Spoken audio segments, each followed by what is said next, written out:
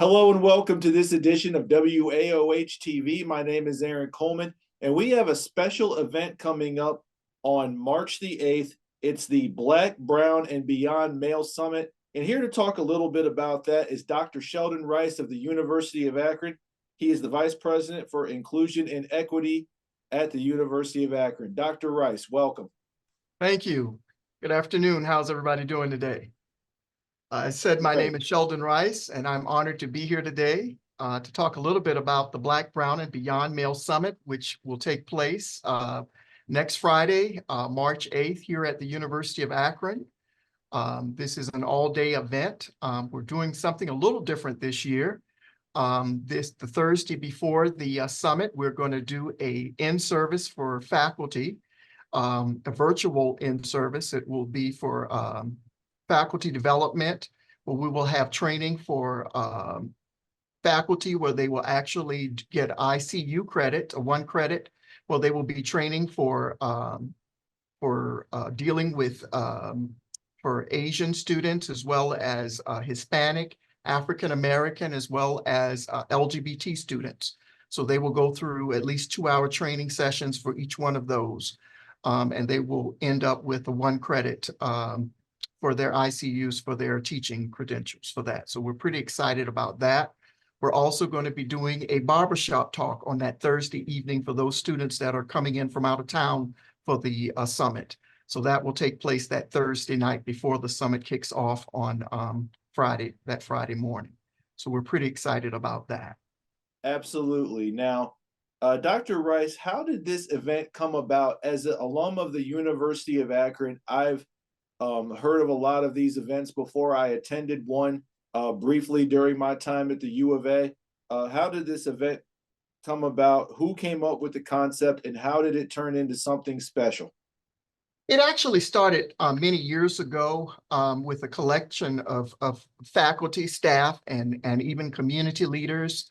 But it was under the auspices, believe it or not, of it took under the leadership of Dr. Fidelia Nicholson-Sweevil, who was serving as the Director of Multicultural Development at the time, who actually was one of the spearheads of that time.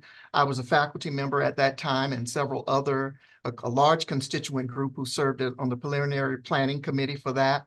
And it started as the Black Male Summit in that year. And it actually started in 2008. And I think the first year took place, I think it was April 10th, April 11th, or April 11th, April 12th. It was a weekend event. It was the first year that we actually had it. We had 800 registrants for that year. It was a fascinating weekend, and that was the birth of the Black Male Summit. Of course, as it had progressed, when I moved into this role, in 2022, I wanted to expand it, and that's when it became the Black, Brown, and Beyond Male Summit, because I wanted to be more inclusive, to represent all marginalized males in the academy, for Hispanic, LGBTQ males as well. And that's how we got to the Black, Brown, and Beyond Male Summit. Yeah, absolutely. It's all about inclusion. It's all about making people feel welcome. And I tell you what, in 2008, it was the year that I graduated from college. And like I said, I was an attendee briefly. And I tell you what, it was one of those things that really made you think. It made you understand exactly what you were dealing with, being a minority in the community and just like everything that goes along with that. But it also was something that when you left, it really made you think. And it was something that a lot of people got a lot out of it. And I think what people don't realize, in any institution, even HBCUs, your greatest at-risk or marginalized population as far as graduation and retention are Black males. Black and brown males are your greatest marginalized population as far as retention and graduation. And so we looked at what can we do to help retain and graduate more minority males in the academy. And so that's how this birth of this particular academy, this summit, actually took place. I hate to break the bad news to you. We are sold out. We're at capacity. Before we logged in for this interview, someone knocked on my door. a school out of Columbus wanted 25 tickets, and the only thing we can do is we can do them in the overflow room in the theater, where we can live stream them, where they can hear the keynote.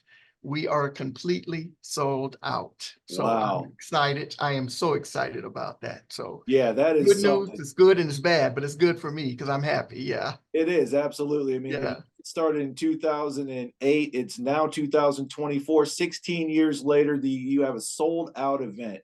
Yes. Where can Yes. people find out more information though?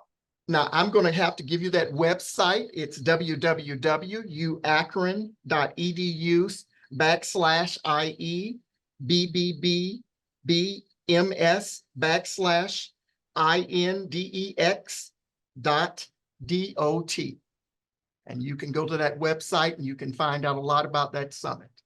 All right. And tell us a little bit more about the keynote speakers who will be at the event.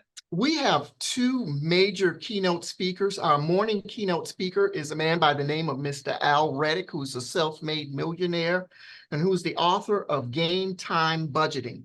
And we will also, for at least the students, will actually get an autographed copy of his book in their packet when they register. This is for the students. They will actually get that, but he will be our morning keynote speaker. But for our luncheon keynote, major keynote speaker will be Mr. Juan Williams, who is the New York Times bestselling author and the Fox News political analyst and award-winning columnist. So we're pretty excited about both of these gentlemen coming to be our speakers. So I'm just really excited. I really am. I think this is going to be a fascinating conference. And last question here for you, Dr. Wrice. What is your best memory or experience at one of these events that you witnessed with a young man or anybody who attended the summit in the 16 years that it's been in existence? Is there anything in your mind that kind of stands out to you as far as, you know, this is why we do this, this is why we put this on? Was there kind of a moment like that for you during that time? I'd have to say would be one of the speakers in 2022. We had John Quiones as our keynote speaker. And I would have to say, hearing his narrative, we even had the dining staff come out of the kitchen and just stand to hear his story, where he talked Wow. about how his family, when they came to this country, not being formally educated, but yet being rich in love, even though they were poverty stricken, and the importance of the value of education, the way his parents instilled in him the importance of going on to college and to becoming a contributing member of society. And the way he went on to become, to get his college degree and to become a news broadcaster, and all of the stumbling blocks he had to endure. To hear that narrative and to hear him tell that story, the way he wove that story with humor, it was just fascinating. You could hear a pin drop in the room. It was just fascinating. And so for me, that was probably one of the most, all of the speakers, of course, for the summit have been excellent, but he was probably the most moving for me because he seemed to connect with everyone in that room at that time. Yeah, it's all about connection, Dr. Rice. Yeah. As you know, it's all about that outreach. It's all about relating. And that's what the summit, the Black, Brown, and Beyond Summit is all about. March 8th, 2024 at the University of Akron. Sold out event. Sold out. Yeah. So, you know, obviously, you know, it's one of the more important events, not only in the University of Akron, but for everybody as well. Dr. Rice, thank you very much for joining us here. We Thank you. appreciate your time, and good luck with the summit. Thank you.